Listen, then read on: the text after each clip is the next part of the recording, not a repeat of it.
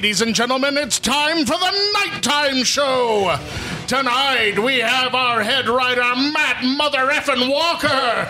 Our very special guest. You've heard her on Powerpuff Girls, Rugrats, and Babe 2 Pig in the City. And you've seen her on Friends, The Devil's Rejects, Pee-wee's Big Adventure, and the upcoming Sparkle Show, E.G. Daily. And now, he's a loner, Dottie, a rebel, our host, Stephen Kramer Glickman.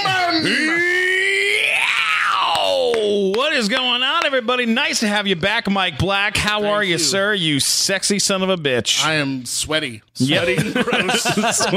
No, but you look great. Those intros take a lot out of them, I think. Walking up the stairs is hard. Walking up those, that's a very, I know. It's Am I allowed to say anything yet? Yes. Sure. Anytime you That want. was badass. Wasn't he amazing? Thank you very much. Great, yeah. We all think he's a great announcer for our show, Yeah. and when every time that we don't have you, it's like we're missing a piece of our heart. That's how I feel, Awesome. too. I miss you guys. I feel like I was in a ring with boxers getting ready to come out. You are. Yeah. They didn't tell you at the boxers? No. The boxers are coming. It's going to be Michael really Buffer. incredible. They're fighting mad. They want your career. Everybody wants a career like you have. You have such an incredible career, Elizabeth Daily. What a life! What a life! Yeah. Thank you. Gosh, thanks. Really phenomenal. Golly. And you don't stop. You're not. You have tons of stuff coming up. You have lots of great projects. You have this Rob Zombie movie that's currently Yeah, 31. out. 31. Is anybody, yeah. So you guys, none of you badass. guys have seen it? I haven't seen it yet. It's pretty badass. Oh yeah. Yeah. Rob Zombie is That's such a badass. He's really an guy. artist. And this was my second zombie movie. This was really fun. You did Devil's Rejects as well. Yeah, it was Candy and Devil's Rejects, and I'm Sex Head in 31. What? Yes. Oh my god. There couldn't be a better character name ever than Sex Isn't that great? Head. Well, there's all these badass characters, and they're all called the Head. So there's Doom Head, Sex Head, Wow. Death Head. So there's a bunch of heads in this movie. Sex Head's probably the best choice. Well, I'm the only girl If I of had to the. pick I'm only one. only girl of the heads. Of the heads. What was Now you gotta see the movie. I saw family. Devil's Rejects in the movie theater, Uh-huh. and that was terrifying and just Oh, it's so amazing gruesome. movie. And this one is way even more gruesome and more terrifying. What's he like on set? What's Rob He's totally like? hip, and he's just laid back and chill and funny, and he laughs a lot. Like you kind of can play a lot, and then he just really gets right in. He's very, very detailed and very committed to every moment, and he literally will be in the trailer with you when you're trying on clothing. Like that's how I he's- would too. I mean, no, Yeah. I mean, yeah, but I mean, I just slip into this little tiny room off the side of the trailer. But when I try my clothes on, but then I literally come right out, and he's sitting there waiting to see the wardrobe. That's how detailed he is. Oh, that's cool. That's pretty so cool. cool. Yeah. That's why everybody looks so cool because he's so detailed. He's like such an artist. Like if he were painting, He really does. Everybody- Like, Visually, everyone they're- looks Oh, it's very really iconic. interesting. what do you say? you This know? this is the most beautiful looking horror film I've ever seen. That's cool. Wow. Yeah. It's amazing, and it's available right now. Yeah, it's available on demand, On demand right now. right now. And it's in some theaters right now. So awesome. Yeah. you gotta check that out. Yeah, 31. And then you have a web series that you're currently working on right now called Yeah, we're in Sparkle Show. post-production. It's called- Post-production with called- Melinda Hill. Yeah, she's the cutest. a dear friend of ours. Yeah, she's so funny. I laughed so much with her.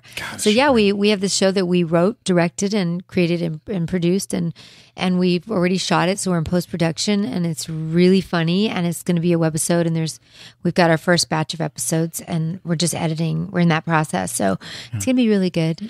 Did you guys have fun working together? Oh my God, it was so funny. It was hard not to laugh. I mean, it was really hard not to laugh. And that's what's so funny. Half the time, my hair is down over my face because I'm trying not to show you that I'm laughing. So I've got my great. whole head upside down and my hair covering my whole face. Oh my god. That's how funny it was. Oh my god. And there are- Seems like the type too that would like whisper something and make you laugh, and then you look like the idiot who's laughing for no good reason. She is just flat out funny. If anybody hasn't seen Yeah. her comedy, she's so funny. Yeah, her stand-up's really She's incredible. really good, and she's adorable. Like she's a beautiful girl. But what's so great is she's beautiful and she's cute and she's funny. I mean, that's like amazing combo. Yeah. We did some shows. We did storytelling shows together, her and I, Yeah. at UCB. Oh, We did, yeah. just recently, they did a big storytelling With Andy show. Dick? Was that the thing with Andy?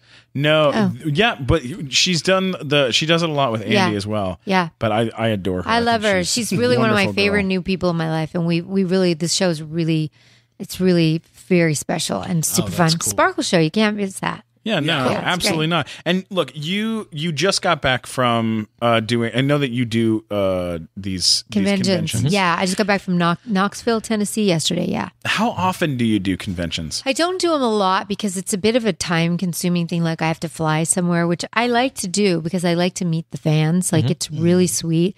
And I get to really connect with people that have been writing to me and following me. So I love it, love it, love it. And it's very taxing because you're literally sitting in a big giant convention center and it's cold a lot of time and you're greeting people like for 9 hours straight. So there's a lot of energy and a lot of love you're getting back and forth, which I love, but it also is just like there's a lot of like this was like 2 flights. There were no direct flights. So that kind of stuff kind of like it gets a little hard and it ends up being like a 4-day trip.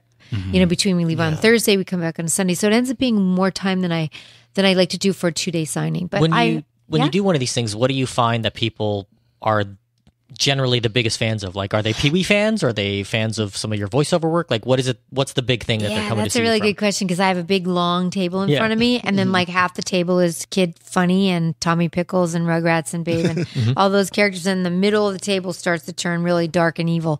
And it's literally like I have because it runs the gamut. Well, because then I have Sex Head on the table, and she's Devil's got Reject stuff tape across her boobs, and pretty much that's it. Yeah. You know what I mean? And so it's like my table literally goes from the kids come over, I'm like, oh, get them over to the left, and then the right side of the table is for the guys. So you get the dads who love the Devil's Rejects and the Sex Heads and the 31s, and then you get the moms who like the Valley Girls and those kind of movies in between, and then you get all the kids. So I kind of get the whole family. It's great. Wow. Yeah, it's pretty great. Well, look, when you're walking down the street on in a regular daily basis, is there something that people recognize you from? It's sometimes it's like, Dottie, I love you, Dottie. Yeah. So it's Dottie. Sometimes it's from Friends. For some reason, people recognize me from the Smelly Cat episode where I stole Phoebe's Smelly Cat song for a jingle, for a kitty litter jingle. But what's funny too about that, the Smelly Cat song, because the first time I met you, I was like, oh my God, it's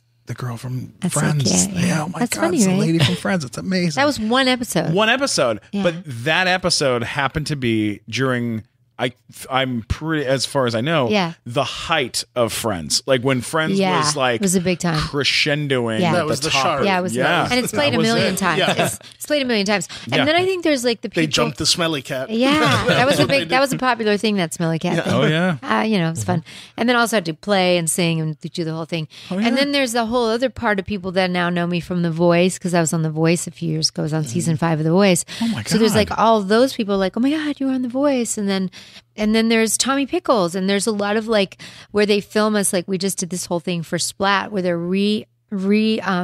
releasing all the Rugrats, like 14 years worth of Rugrat episodes, re-releasing them on Splat, which is It's so been cool. on 14 years. Well, we filmed it. We did it for like 14 years. And, That is and so there's a lot of seasons of those. So now they're re-releasing all those. So a lot of people, because they do a lot of on-camera interviews with us, so a lot of the younger people recognize us from the Splat stuff and the interviews we do on that. So it really, like, it's all over the place. Wow. Yeah, it's pretty all over the place. That's fantastic. Yeah.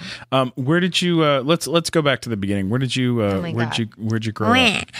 From the beginning, where'd I grow up? Where'd you grow up? I was like a Hollywood girl, man. I grew up on La Jolla, which is right around the street from the Improv. Really? Yeah, I mean, we were raised on a street on La Jolla, right down. Literally, if you turn out the building, go left on La Jolla, down just before Beverly. That's where I was raised, like just right here, smack in Hollywood.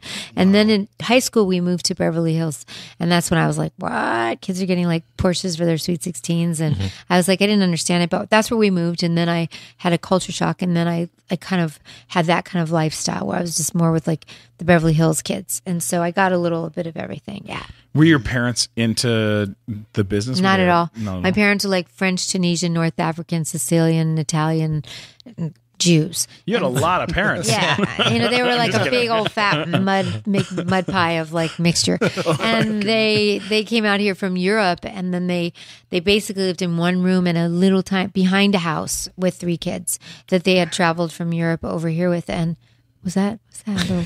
That was from downstairs, I think. Sound like like a a dog. panda or a koala bear. Hiccup. Anyway, so anyway, they moved here, and then they started this little fencing company called Modern Fencing, and my dad built a lot of the fences around Los Angeles, and then this company grew, and then they bought real estate, and then they did really well for themselves. And I was like pretty much the first generation really having the success in this kind of career. My brother Sam Gutman was a stand-up comedian. He played all over Northern California and stuff, and he plays bluegrass guitar. I don't know if you know him, but he played around for a while as stand-up. And then the rest of my brothers and sisters are artists, but I was the only one that really just like did it, you know? Yeah. But there was no nepotism, and I remember thinking, there has to be nepotism. It has to be nepotism in order to make it in this town, and it's so not true. You can make anything happen. Yeah. Yeah. You really can. You really can. Yeah. Like I tell people and they're like, oh, it's a really hard business. I'm like, don't say that, because you will be what you say you will be, you know? So it's like, you know, you say it's a hard town. It's going to be a hard town. You say you're going to make this shit happen. You're going to make it happen.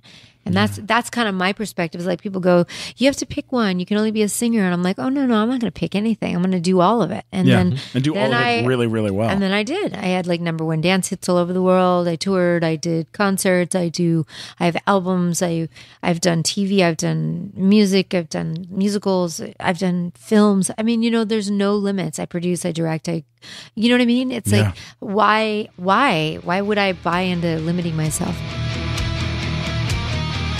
Matt, I forgot to tell you, last night I had a little fireball moment. Another one? Yeah, well, you know, I've been having a lot of fun recently. They're a lot of fun. They're great. I love the fireball. They really are. Glazer, you know anything about this? About these fireball moments? Oh, real fun time. Oh, they're so great. What happens is when you drink fireball whiskey, then, you know, things just get a little crazier. Like life just gets a little brighter and more exciting. So where were you? Well, I was at a Sportsman's Lodge. You know that place? The used old... to do stand up on a patio. Oh, God. Where you get heckled by buses driving by.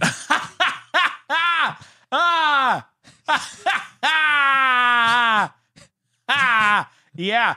So that's what happened is I was there and I was hanging out, you know, just relaxing. I had a couple drinks, a couple of shots of Fireball, and I took a little wander around. I was doing a little wander into this little forest behind Sportsman's Lodge. Do you know there's a forest back there? Yeah, there's a forest over You there. find so many weird forests in Oh, LA. yeah, there's It's a lot of amazing. forest. There's a lot of greenery out here. I'm wandering around through the forest. I'm having a nice little time. I have a bottle of Fireball with me, as per usual.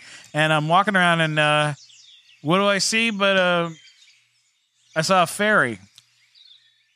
Really? Yeah, it was just floating there. Did you talk to it? What happened? Yeah, I was like, hey, are you real? I'm real. I'm just as real as you are. Wow, you're so bright. Oh, well, that's because I came from heaven. Oh, my gosh. That's incredible. Yeah. Is that where all fairies are from? Well, we live everywhere. Some live in heaven, and some live in the United Arab Emirates. Oh, I didn't realize that's where they live. That's so fascinating. Hey, so what are you doing out here in the forest? You having a good time? Well, I came for you. You did? Yes, I came with a message. Oh, you did? What's the message? Little Mr. Glickman hopping through the forest, scooping up the field mice and popping them on the head. You can't do that. Put down your fireball, time to sober up. Oh, I love that song. Hey, would you like, hey, Fairy, would you like a shot of this Fireball whiskey? Yeah. All right, here you go. Try it out. Oh, wow, that just goes right down. Yeah, so do I. And then I made sweet, sweet love to that fairy in the woods. And it was the greatest experience of my life. Fireball whiskey. You never know what's going to happen. All right, let's get back to the show.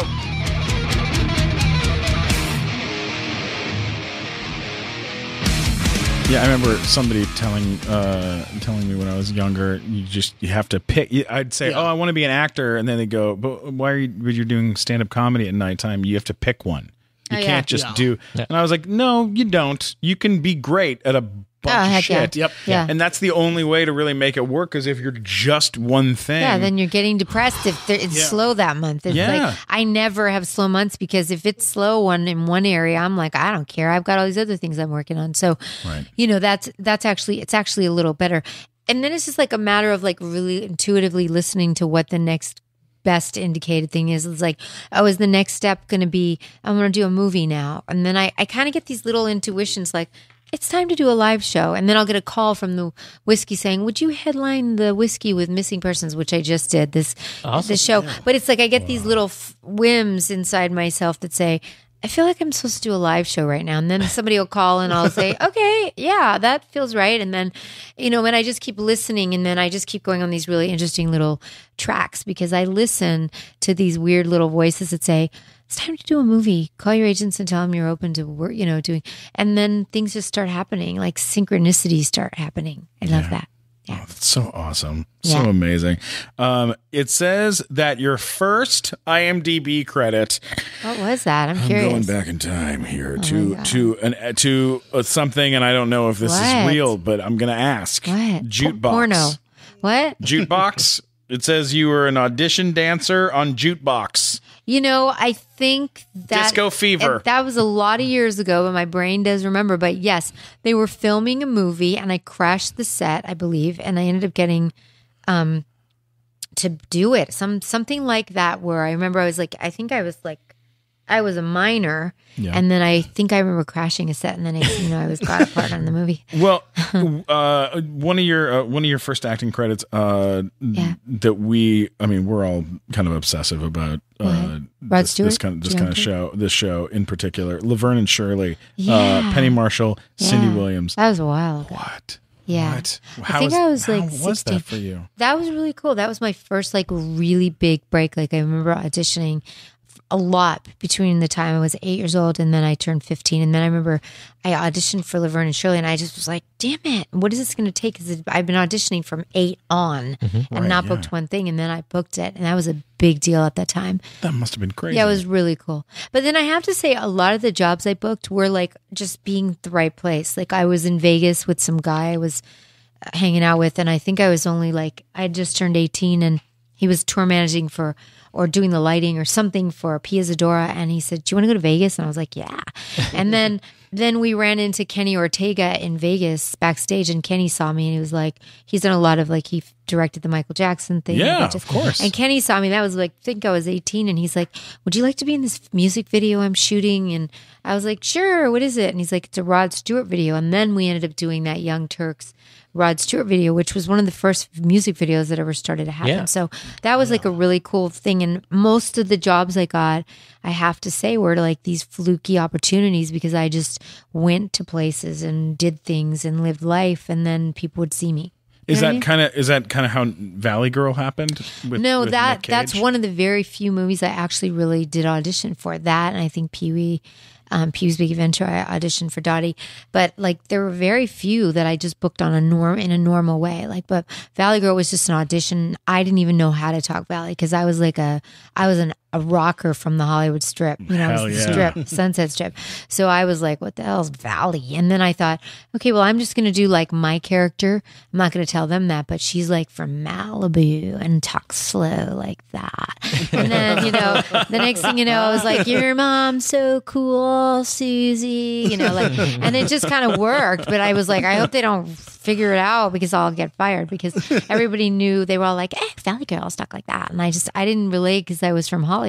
Yeah. Born and raised, so that was an audition. That was just a regular audition. But like I said, a lot of the movies I got were just some random. I was at a party and then it was just always some random thing. So that's why I always tell people like, I did this voiceover seminar that I actually forgot to tell you about, but it's on Amazon and we're going to move it to my website, egdaily.com. But it's like tips, tools, and how-tos about voiceover and how to break in. It's really great. And I did it because everyone kept asking me, how do you do voiceover and how do you break in? So I filmed in a theater a seminar on voiceovers, and it's like really inexpensive. It's like $20, I think, to buy. And I made it so that people could get it and afford it. Well, that's cool. Yeah. And in it, I also talk about a lot of the journey and about how a lot of my journey was the best parts of my journey was when I was just being really present. And it wasn't when I was obsessing and holding on to what I think I should have. It was when I was like, I just want to sing right now. I just feel like singing. And then somebody would call me and say, hey, do you want to do a play? It's a musical. We did it on Broadway, but it folded. Do you want to do it? And I was like, yes, because I just want to be singing. And is there going to be a band? And they're like, yeah, there'll be a band. It's a pro play. And I'm like, okay, I'll do it because I just really want to sing. And that's all I wanted. And then the next thing you know, I do this play called Tansy. It ends up being very successful. I win all these theater awards, which I never anticipated. I anticipated just being able to sing on a stage with a band and that I didn't have to pay for. Wow. That was my game. Right? My game was like, are you going to pay for the freaking band? Because I don't want to deal with the musician pulling the band together. It's like all the most amazing things. And I ended up getting like a massive record deal from that play. And I ended up falling in love from that play. And my whole career, and I ended up getting a card. Opening night, it moved to the Roxy Theater. Some agent who was like, you're really good with your voice. You should do voiceover. And I'm like, I never thought like, I want to be a cartoon when I grew up. I was just like, I'm an actress. I'm a singer. He's like, no, you're really good with your voice. You can imitate, you can mimic. So he signed me and that was my agent I've had this whole time for years. My God. And that was the first audition he sent me out for was Rugrats, which ended up going for 4 years. So it's like, my point is like, I just keep following this thread of like, yes, that's a hell yes. Yes, I want to do that. Yeah, I feel like doing that. Yeah, I feel like doing that. And stop doing those things that are like, that feels kind of shitty and I don't really want to do that. And I don't really like that. And the minute I start following that solid yes, it keeps leading me to these amazing opportunities. When you come up with a voice for something, I know a lot of people have questions about this, and I get asked this a lot, and I hear people ask this a lot to VO people. Is like, how do you come up with a voice? Do you look at the character? Do they tell you what to do? Like what? That was good. What? That's almost your Pigeon Tony voice. I almost liked watching you more than even like hearing it. It looks so cool. Yeah. What do people ask you? No, when people ask about VO, a lot of times, and everybody's has different techniques, but sometimes it's based on looking at what the drawing looks like and seeing the way that their mouth is set. This is all true, eyes and things you like want to. I talk about that in the voiceover seminar again, E.G. Daily, up close and personal voiceover seminar. But a lot of the time you'll get a photograph or you'll get a claymation. Sure. Sometimes more now it's just a photograph. And then you just notice, like I noticed when I went on this one audition, my first audition, it was a little boy. He had big lips, kind of like big floppy lips. And the next thing, I was starting to look at him. It was like almost like his lips got in the way of things. And sort of like I started talking like that. And then that was Tommy Pickles. Tommy Pickles was born. Wow. You know what I mean? A baby's got to do what a baby's got to do. And then, you know what I mean? It was like, it was looking at this little tiny picture, little claymation. And then I just kind of go, oh, that sounds like that character I've been doing my whole life since I was a kid. Yeah, completely. You know what I mean? It's fully developed. I've been working on it my whole life. So, then it is about watching the picture. It's also noticing the eyes and the facial expressions. And it's like, if you can have a little kid, you can have a kid who's like a bully, who's like, I told you not to do that. And then they're like, make him a little fatter. I told you not to do that. And so it's just all the breathing, like he just ate a couple cookies right before he started. Get out of here, or I'll kick you in your face. You know what I mean? It's so it's just about. Then it's just hasn't quite digested his macaroni and cheese. Right. His slobber's just dripping. Yeah. It's really fun. And then you can make him skinny. Like, I told you not to do that. You can make him skinny. Oh, yeah. I can only do skinny voices. Oh, no, you can do fat. Put some air in your mouth. It's so funny. It's really fun. I've heard that. Do you ever see VO actors like push things against their face or? Oh God, you don't even. Frank Welker is like one of the top guys, and we voice work of together. Megatron. Yeah, he does everything. He does like every weird animal. I do Curious George with him. He does, the monkey, and he does things like, and then sometimes he'll take sometimes he'll go, he does like weird things with his lips, or sure. and then like Tom Kinney, SpongeBob does this like, and he'll take his hand, and he goes, and then there's like the pencil trick where you take, do you have a pencil? A pen will work. I'm going to be infecting myself with germs right now, but I'm going to take there you go. So then there's like the cold, the cartoon cold is. Oh, yeah. It doesn't sound good. It sounds better with a pencil. Wooden pencil, yeah. It's like. So there's a lot of teeth chattering. there's so many tricks That's and awesome. tools, and they talk about a lot of that in the voiceover. That's almost like Foley artist type stuff with your mouth. It is, and you get good, or you'll do like a, you do like a little bark, like a, or you can do a. It's really interesting. Yeah, we had Bill Farmer on the show. Yep. And he Yeah, talked Bill's about how amazing. He's in my seminar. He does a guest on my seminar. Oh, he's great. Oh, And he talked wow. about how he does every time you hear Pluto bark, that's him doing the bark for Pluto. Yeah, Yeah, it's so the other cool. one I loved that he said was that he's the voice of eggs going down Gaston's God. throat in Yeah. Beauty and the Beast. It's They're- really how funny is that? Amazing. It's really amazing. That stuff's absolutely incredible. Yeah, but there's so many voiceover. Like when you think about it, there's like when you pull into a mall, please take the ticket. There's that lady. Yeah. And then there's, if you are 18 and under, please hang up now. There's that lady, and then there's it Lord knows I've heard that plenty of times. Lord knows I know that. It's so there's so many ways to do the voices. Please keep your hands and feet inside the vehicle at all times. Oh, those are the best. Those Yeah. are the best. So can we talk about Pee Wee?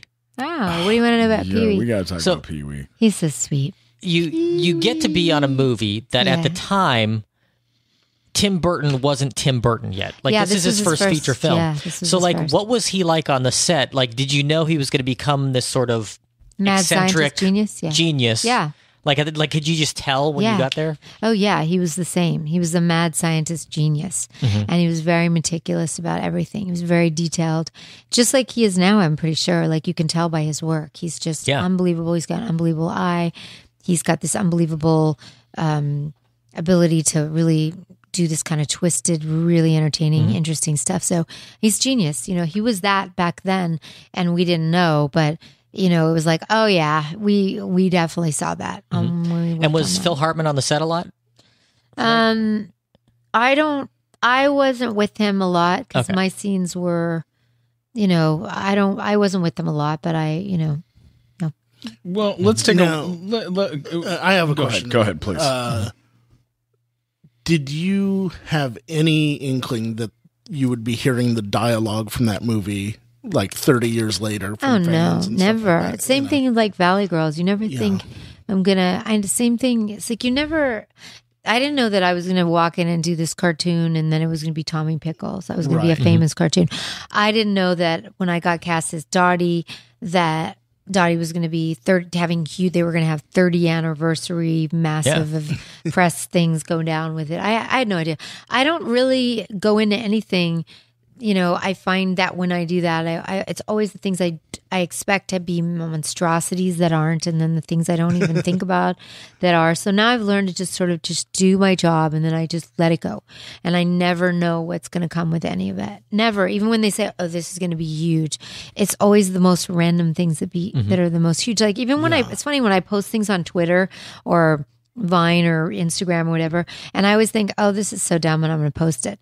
It's the things I think are going to be so liked out there, and I get like very few likes on it. And the thing that's like so dumb and weird that are the things I get thousands and thousands of likes on. it, So it's like, it just shows me that I don't really know, but I know that if I just stay authentic and and just show up and just do my best at the moment and just try to be like really listen to my heart. It's like, I just want to share this. Not because I think they're going to get a lot of likes, because that's never when it works, but I just want to share this because this feels good to me. Like when I shared, when I dropped my daughter off at college because I took her to NYU and she was starting college and I had to leave her. And then I was sitting in my hotel room and I started writing this thing like, oh, it's one of those times where I just dropped my daughter off at college and it's kind of weird. It's like her first time living alone and I'm going to be wondering how and I just wrote all these thoughts and feelings and I thought, well, I'm kind of embarrassed that I'm writing it, but it's real. And I got more likes on this thing. It just went like mini viral because people like identified because it was so truthful. So I just try to stay truthful because I find that's the best. That's very cool. I appreciate, as a fan of that, I appreciate that you sort of embrace these things that you've done, because there are some actors where like they want to distance themselves from things, but like I remember, Like what? Well, we've run into a we've few. had people where like they don't want to Like talk what? about things they did, Well, like, 20 years ago. A big example is for a long time. Leonard Nimoy didn't want to be associated with Mr. Spock. He was just over it. And then he kind of got back into it later in life. But, Wow, it's like that sort of thing happens a lot. I just had it happen a couple weeks ago where I was at an event and I saw this girl and I said, "Oh, I know you from television and things." Yeah. Man, oh man, I'm such a fan of your you. I know you, and I'm just not sure how I can place it. And I was trying to place the show, and I didn't want to look it up. I didn't want to look her up.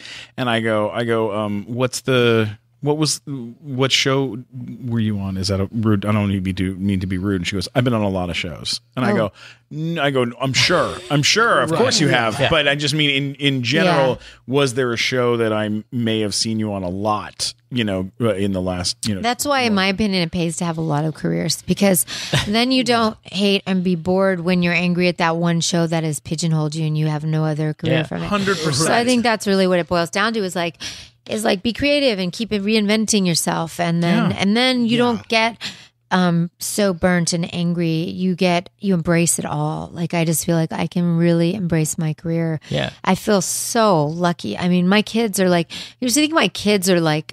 my kids are 18 and 20 now, but you would think that they'd be not care. But when I hear the way my kids talk about me, my mom's iconic. She's a legend. And I'm you guys, that is really cool to hear you say that, because I always think they could care less because I'm right there. But when I'm not around, they talk about me. They really appreciate all the different work I've done, because it gives them permission to be all that they want to be. My girls, you'll see them in 1 minute they're writing, singing, playing music, and the next minute they're in the studio, and the next minute they're acting. My daughter just did a guest on The Middle, and it's like they get permission from me to be all that they can be. So as corny as that sounds. Do you feel like you learned that from yourself, or do you feel like have there been actors or people that you've worked with that I learned it from a lot of the actors that didn't believe that? Yeah. Do you know what I mean? I learned it from a lot of people that had these really ridiculous points of views where they were so stuck and fixed in their thinking that they limited themselves and they were bitter and angry. And I was just I'm never going to be like that. Ha, watch me. I'm going to do this. And, I learned from watching people be unhappy. I was well, there's a message here. The message is, lean into things that are a hell yes, and things that make you happy, and take risks, and constantly reinvent yourself. And when you're getting bored and stale and angry and bitter, you better freaking flip it over and toss the soil and grow something new, and that's what they do. Harvesting, you have to flip your soil every once in a while. So I think that people get kind of crabby attitude when they haven't really challenged themselves to try something new. And everything I'm about, and then I study and I research, and is all about change. Change is necessary. And absolutely. And it's also scary, but I've learned to really embrace change, because if you don't change will happen to you, and then you won't be as prepared, because it's going to happen. And so sometimes people just cave in and fall apart and get depressed. And I've been there too, not to discount that part, because there was a period of time where I got a little bit fragile, and I started to, as I was getting a little older, I started to get afraid, holy shit, maybe I'm too old to pursue that anymore, because that seems so dumb, that'd be dumb. And my kids would probably think that's so dumb. And I started to buy into a little bit of it, because I was just fragile. I was going through and I started having anxiety, which I talk about, and I talked about, and I started feeling anxiety, which I'd never had, and I was what the hell is this? This feels terrible. And then I realized, I started going to doctors, what's wrong with me? There's something wrong with me, and they're you're having anxiety.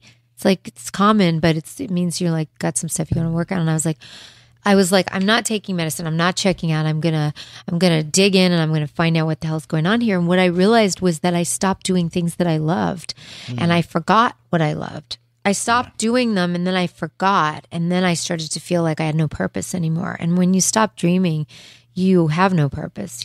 You stop living, and you stop every day noticing all the beautiful synchronicities and the magic that happens every day when you stop getting out of your comfort zone. You get fixed, and people go to job, and they go to their little cubby, and then they do their work, and then they're miserable, and they hate their boss, and then they wonder why they want to, drink themselves to sleep or take a bunch of pills or whatever it is, and they're depressed, is because they have to change things up, because that's your body screaming at you, wake the fuck up, wake up, do something different. So that's kind of where like I said, I learn from people that I watch. That's part of what I do. And I'm super intuitive and I watch what makes people happy and what doesn't. And I lean into things that make me happy. That's brilliant. Yeah. You're so cool. That's so awesome. It's true though. You really, it's true. you And really like Hollywood have to, will, if you don't know what you're doing, it will pigeonhole you as quickly as possible, and it will go, you're this or you're that, or we don't know what to do with you, so do this. You know, or you'll buy into that belief because that's just a story that somebody said, and then you walk around holding that story up. Oh no, this is who I am. They said so, and it's like, oh, no, put that down and write your own story. Yeah, write your own story. I mean, I was on The Voice. I was on The Voice at 50 or whatever it was. And that was just a couple summers ago. And it was an amazing experience. And that came from me coming out of that little depressing time of me waking up saying, you know what, I got to start doing what I love again. And then I started hosting this music show called Balcony TV LA.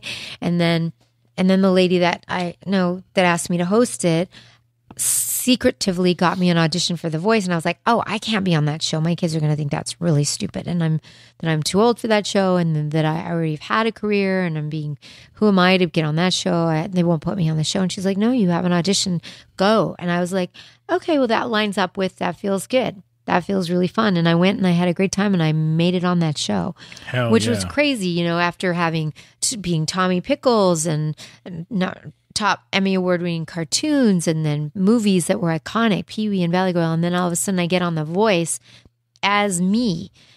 And then people recognize me as, oh, that's the woman who does the voice on Tommy Pickles, and the woman who says all these things, and the woman who has this point of view, and the woman who sings. And all of it comes together on that show. God, that's so cool. That was pretty cool. Wow. That's amazing. Thanks. I love that. That's amazing. Thanks.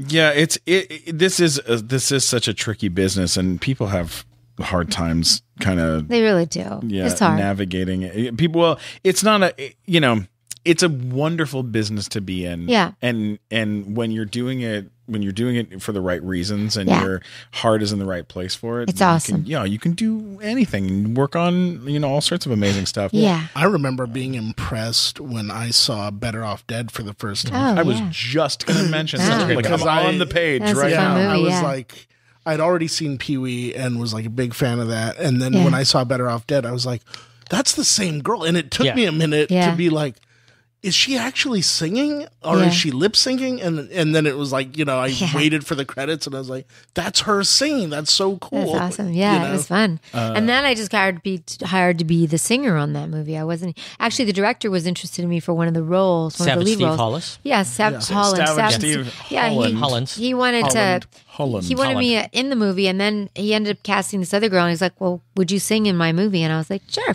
And then the next, which was really fun because the songs were really fun. And and there was that great dance scene that went with it. It was so goofy. Yeah. That whole movie was so good, though. Another iconic kind of funny film. Yeah. I think it's my favorite 80s movie. Yeah. Really good. Sort of like movies you consider 80s movies. Like, I like that. It's got to be in at least the top three. It's right up there, It's got its big fan base, that movie. We've done a lot of screenings and Q&As and stuff. It's good. It's such a damn good movie. Yeah. And he directed. Steve Holland directed like 70 of the 90 episodes of Big Time Rush. My show I did at Nickelodeon. That's right. Yeah. And he was just like the nicest guy. Yeah, oh my God. Sweet. So funny. Yeah. So on the ball. And just recently, as a favor to me, there was a special effects guy from Industrial Lights and Magic who did the nighttime show logo, that big donut that we have that pops down on the in the videos that we do for the live show. Yeah. And he did it for free, like as a gift to me.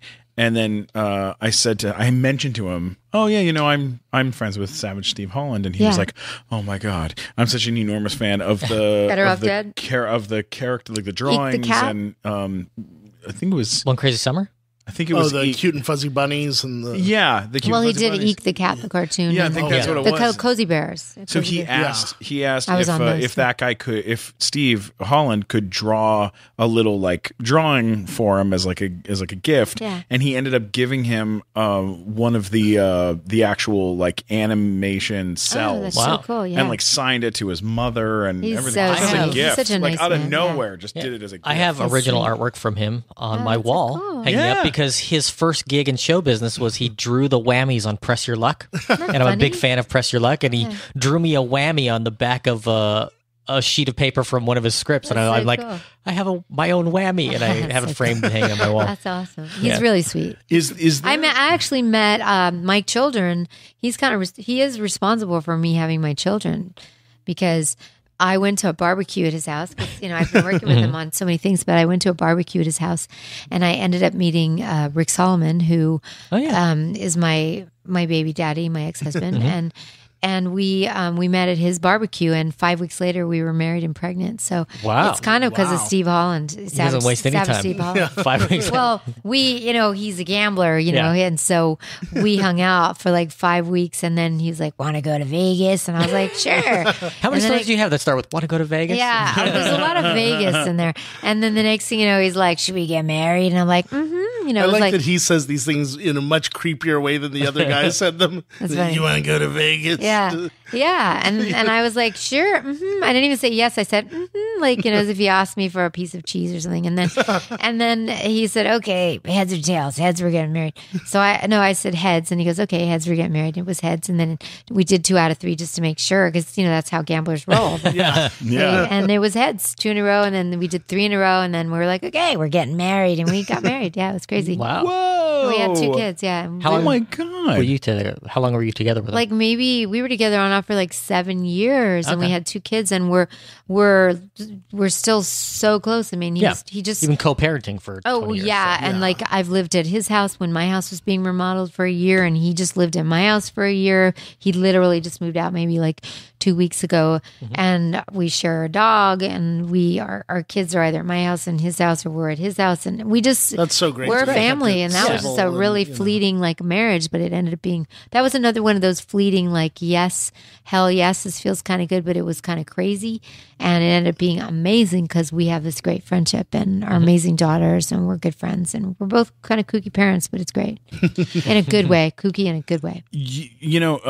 As I've been kind of going through your history, like acting history and stuff, and credits and things, there's a couple things. There's lots of things that stick out, and I'm going to keep calling out to them. But Darkwing Duck. Yeah, you did cartoon. How many characters did you do on that, or did you just do? I don't remember. Maybe a few. There's a couple on there. Teenage Mutant Ninja Turtles. Did maybe a few of those. Yeah. But there's one. How many times did you say cowabunga when you did that? I don't know. 14,000. Maybe a few of those. Here's an interesting situation. Yeah. The Little Rascals movie in 1994. It says that you were the voice of Froggy. Right, because it was a live action movie, so it's kind of confusing. But what happened was there was a little boy in that movie who they hired to play Froggy. Yeah, but he couldn't get his voice as Froggy enough. So they bring me in because I'm like the secret sauce for everybody's movie. So they bring me in to do his voice, and then I come in and I'm like, "What's the eyesight, Petey?" And then they hear me. Oh my God! And that was the same thing as Lorenzo's Oil. Where the little boy was a serious movie. It won an Academy Award, but it was nominated or whatever. Nick Nolte, Susan Sarandon, but that little boy was young, and so as he starts to get sick just after the beginning of the movie, his voice deteriorates and he becomes more verbally, incapable of speaking. So he screams a lot. And so they brought, again, George Miller called me for that. That was my first movie I worked with him on, and they brought me in on that, and then I ended up doing that boy's performance too. So I'm like the secret sauce for kids. Yeah. Well, I'm glad you're still around. The original Froggy had a tragic end. Oh, did he? What he got run over by a car outside of Paramount when he was 16. Not of that movie, but of the TV show. Of the original? The Little Rascals, the original, like in 1940. Wow. Original, That's terrible. Man, I think you're mistaken. That's Frogger. Frogger was run over by a car. I lived near Rose Hills, and then I went and I visited Froggy's grave. And then while I went in to do Froggy's voice, then they were like, dang it, our little Darla girl is... she didn't want to do it, or she wasn't. She was the little girl. She didn't want to go in, and I was like, "Well, let me hear her voice." And it was like, I do her voice. And the next thing you know, I was doing a Darla voice. So. Wow, that's amazing. God. Yeah, it's So really that's voice matching. It is. It's a lot of. That's what 2.5 Men. That's the 2.5 Men theme song. I did that as well. And the reason why I got that. What? Yeah, the two men, manly men. Holy. That Lord. because that was like Chuck Lorre, and they were looking at all these boys on Broadway. They were trying to find the right singer because they needed him to match the boy. What's the boy's name on that show? Jake. Boy. They wanted the boy Yeah. to match Jake as if Jake were singing. And at the time, he was a little kind of round kid and he sort of talked like this, Yeah. very flat and everything. And so then I was like, okay, send me a reference of his voice and then show me what the jingle is. And then I went in there. It took me like 10 minutes. It was like, manly men. Woo-hoo-hoo-hoo-hoo. And the next thing I booked that job. I've heard you so many hundreds of times doing that, Yeah. and I had no idea. Yeah, it's pretty I fun. like that they kept that voice even as he got Yeah. older. Like, Yeah, they did. But then when they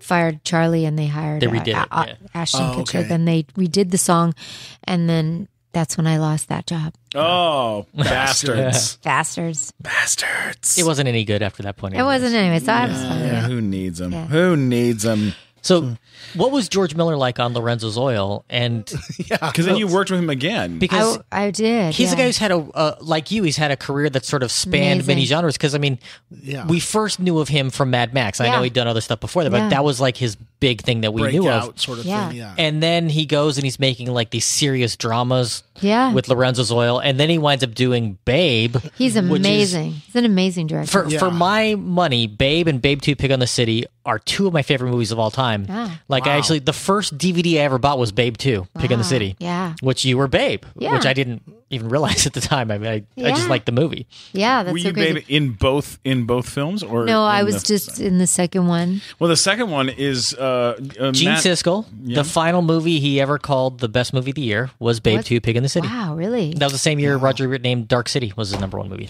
You know what's really cool trivia that I never really bring up, but I remembered because you brought that up was I did a movie when I was 18 years old called Street Music where I sang. It's some really rare movie that nobody can ever find, but I did star in this movie and I had to sing in it. I had to be a blues singer and when Roger Ebert reviewed it back then when I was 18 years old, I did that movie, and he wrote in the review, Elizabeth Daly's voice should be bronzed. Wow. And I thought that was really cool because that was when I was 18. Little That's did amazing. he know that I was going to grow up to be like a voice actor and Yeah. on The Voice, and I just thought it was really cool. That's almost as good as what you've written about in Chicago. Oh yeah, thanks. Yeah, What? sure. Oh, when I was before I got into stand up, I toured doing a musical, and I landed fun. in Chicago, and Chicago Sun Times said. Stephen Kramer Glickman is very loud. That's all it said. That's awesome. Like he's a very is a great loud review. performer. That's a great review. I loved it. You had that on a hat for a while. It just I said Stephen did. Glickman is loud on a That's hat. awesome. Yeah, Chicago pretty funny. Sun-Times. That was pretty solid. I really liked do you read reviews when you do projects? You mean my reviews? Yeah, of me? like about where they mention you and I stuff? mean, sometimes when I come across them, half the time people are sending them to me, like my friends or family, because I don't really have that much time to be like. But yeah, people will send me things and go, "Oh, you were on TMZ today," or "Oh, you did a thing," and I was like, "Oh." So yeah, I mean, I read them sometimes, but Well, let me ask you this: No. Have you ever done an animated character and in a movie or TV show, and then somebody has said, "Oh, that was the worst part of the movie," or I hated that voice so much," or they call you out for it? Has that ever happened to you? no, Really? never. Wow. Did that happen to you? Yeah, That's a bizarre. bunch. That doesn't they happen also to said- anyone, Steve. What? They also the other makes no side of the coin sense. was people saying that it was the best part of the movie. How can you Yeah. be bad they at a loved it. voice? You're just doing a voice. This is You're what being they. a person. This is what they said. It's like saying you're a bad person and they don't even know you. Well, Warner Brothers said Wait, to me, Steven, was yes. this me and was I drunk? Yeah, yes, Yeah. it was you, Mike. Right, this doesn't sound right. you. This is not adding up right No, because this that's like saying that's a bad shirt. I mean, Right, it's yeah. just a shirt. It's a black T-shirt. It's Yeah. a shirt. Yeah. You know, It fits me poorly, but it's not. That's not the problem. They said to me that like but before Storks came out in theaters, the Warner Brothers was like, "Hey, quick thing. They're saying the character very polarizing." Right. And I was like, oh, what does that mean? They go, well, it means half the people that are watching it hate it, and the other half love it so much that they're going home and doing the voice around the house all the time. Dang, that sounds good to me. I was like, well, okay. And then it comes out, and it was like Hollywood Reporter was like, we fucking love it. And then Variety was like, not a big fan of this. Yeah. And then that's how it is, though. Like, I mean, it'd be like back and forth. And then so it's the Donald Trump of animated characters. Yeah. Well, he was a bad guy, so it kind of gets a little twisted where people. I mean, the character's supposed to be kind of irritating. But I mean, it's all relative. I mean, like, look at Rob Zombie, the new movie 31. Some reviewers are like, it's fucking badass, and then some are like, it's the worst piece of shit. It's like you're gonna get people that don't like that kind of horror, they're gonna hate it, but then you're gonna get the horror fans who would think it's the best movie they've ever seen. It didn't bother me. Like, it didn't bother me reading like bad, like there was very few written like reviews that were like, we don't like this guy in particular. That's strange. But like the internet reviews, like the critic, those guys who make their own YouTube videos where they're like, I'll tell you what I didn't like, and I'll tell you what I did like. You know, the what do young, they know? you know, yeah. So it would be back and forth, It's hard to. You created a stir, and that's good. Hey, that's Although all. I did email you one from the Poughkeepsie Journal that hated you because I thought it was funny that the Poughkeepsie Journal is like some film review you should pay attention to. I got MVP, most valuable player in the movie from. It was somebody big. It was RogerEbert.com. RogerEbert.com. RogerEbert.com give you a spin-off movie on your character. I mean, that's good because you want to push people's edges, and some are going to like it, and some are going to hate it. I'd rather be that than just bland old whatever. Yeah, where nobody even has an opinion. Yeah. Has there ever been a time where you kind of like were panicky about the movie coming out or about a project coming out, or have you kind of gone past that? I'm sure I probably have. I mean, like where I was worried I didn't do a good job on something. Or just worried that it was the last thing you'd ever do. Like that goes through my head constantly. Every day. Where I'm if I really think about it, there's definitely where you always are like, oh my God, what if I don't get another one or I don't get another job? It's like there's always that because that's the nature of our business. But I think what's happening now for me is I'm really just trusting because I've had so many cycles of that where I was like, what if I never work again? And then I get reinvented again. I just keep reinventing and things keep coming. Even when I don't even try, something comes up again and I get reinvented again. I'm just always like, wow, I can't believe that happened again. So now I trust the process and I'm also trusting that I'm supposed to enjoy my life. Sure. Like it's not supposed to be just about hustling all the time. And that's like the best part of the whole thing is the lesson I'm finally getting is like, oh my gosh, I'm supposed to have a beautiful day today. I'm not supposed to hustle every day. I'm not supposed to try to make it every day. I'm supposed to enjoy my life every day. That's a very important thing. Yeah, and that's where I'm at now. So it's like I just fired all my rep. Like I fired my manager and my agents. And I was just like, because they weren't getting what I was about. I was like, don't call me for this kind of part. Don't even call me. They should call a girl who has no credits, who doesn't care about making below SAG experimental, because this wasn't about the money, but it's like, it's such a shitty role. Why would you even call me for that? I don't need the credits. I don't need the $200 and I don't need to waste my time. Yeah. So don't call me. But they kept sending me on the really stupid things. And I was like, you don't get me and I'm out of here. So bye. In one day I fired them all. And then the minute I did that, I booked something because the universe heard like offer only because that's what I was thinking. It's like at this point I've done a lot of work. People know my work. It's like, just call me, hire me. People know me. People know me. It's like, just hire me. I don't want to waste my time. They've seen you in every genre possible. You know exactly what they're going to get. If you want me, hire me. If not, I'll do other things. No big deal. Yeah.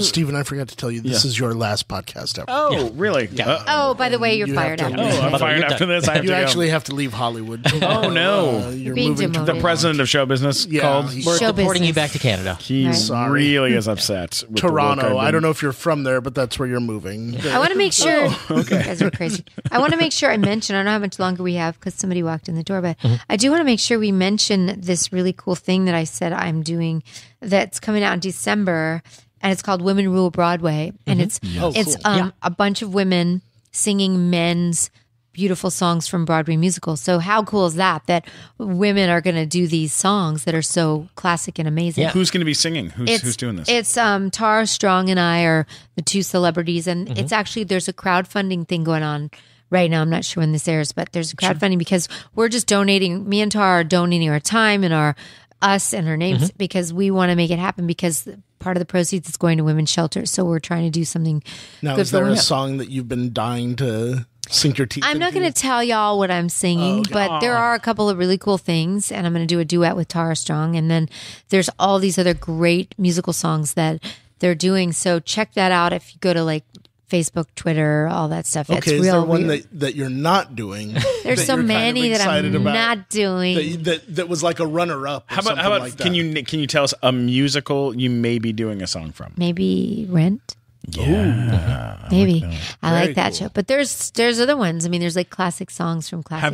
Have you performed on Broadway? I've done musical theater here. I did like my play Tansy, which I got signed on, and and I did a play. I did my own one-woman autobiographical musical called Listen Closely. That's I think up on Amazon too that we filmed with 3 cameras, but it's really cool. But I haven't done like Broadway. Wow, you know. Is that something you would like to do? Oh, I think that would be totally fun. I always envision doing that at some point. I love love musicals. Like I just like I'm a sucker for a beautiful musical song. Well, and when you think of all the like great music that guys have been allowed to sing on Yeah, Broadway, great Sure. songs. that sounds like it's Well, gonna that's be why a it's kick-ass Women show, Rule Broadway. you So know? go check that out, or go to my Facebook and go to Twitter. I'm at Real E.G. Daily on everything, Instagram and all that. And then you can crowdfund and come and see it because it's still going to be really fun. It runs December, something like 17th, 18th, 19th of December, which is going to be fun in LA in a theater. And so you'll get to hear a whole bunch of women very sing these cool. songs. Yeah. Wow, that's Yeah. amazing. It's going to be really fun. I'm so excited for you. Thanks. I'm a big Broadway fan, so I will Love be there. Broadway stuff. Yeah, what you should venue are you guys doing? I forgot the venue, but it's all up on all the things that I said, what venue are we doing it? Because I want to do it. Yeah. Can I you'd have be to turn into a lady. Can my I be a friend. lady? Yeah. You can be Christine Daae from Phantom of the Opera. You can. Perfect. Right? There's so many other things that I want to talk to you about. I know What? that we're running low on time, and we probably Octane. probably have to wrap up shortly. But before we do, let's talk about one of the most iconic characters that. It's one of my favorite that you've done. What? People go nuts for this, and at What? Comic-Con there were statues of it everywhere. People dress up at Comic-Con all the Buttercup? time. Yeah, Buttercup from Powerpuff Girls. Yeah, Buttercup. Yeah, that. What is that? What is that? I mean, been like that's for you? I mean, Buttercup that's- is the Powerpuff Girls, and it's awesome because it's girl power and it's little girls superheroes. So it was a huge hit, and we ran it for a long time, and then they came back to us and we did a pilot Isn't it coming back now? Yeah, so they just re-released it. very But guess what?